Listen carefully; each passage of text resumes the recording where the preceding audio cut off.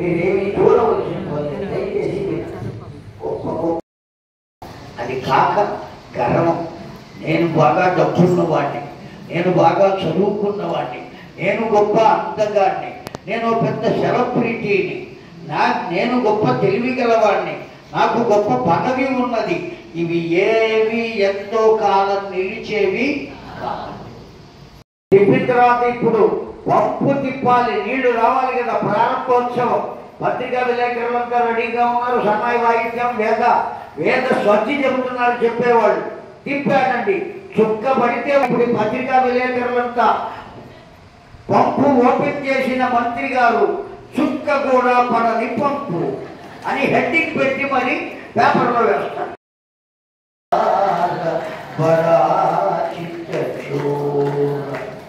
ఏమి తీయగా ఉంటుందంటే ఆ పదవన్నాము.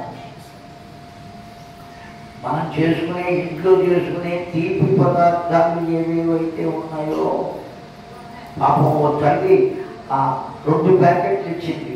గులాబ్ జామున్ అయ్యగారికి చేసి పెట్టండి, అయ్యగారికి చేసి పెట్టండి. ఆ ప్యాకెట్లు చూసారు, చేసి తినాలి. అర్థమైందండి? ఆవిడకేమో భయం, ఆవిడకి ఎందుకంటే నాకు తీపి సహించదు. ఎప్పుడో భగవంతుని వీడికి కూడా ఇస్తారు సుఖం. ఏ సుఖమైనా ఎంతసేపు ఉంటుంది? తురీయమైన సుఖం కూడా 2 నిమిషములు ఉంటుంది.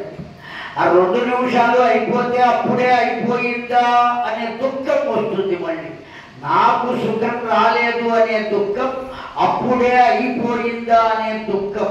ఈ రెండిటి మధ్యలో ఉండేదే సుఖము అని చెప్పాడండి.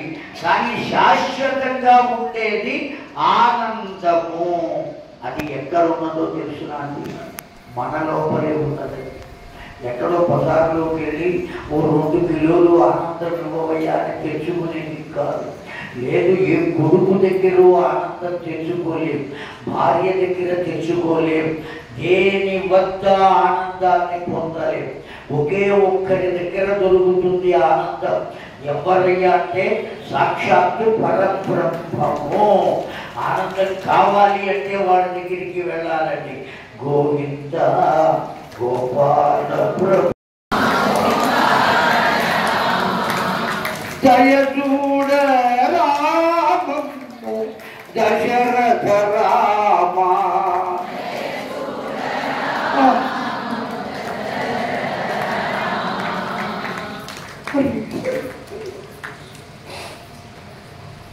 దేనికి అంటే నేను శాశ్వతం అని అనుకోవడం చేత.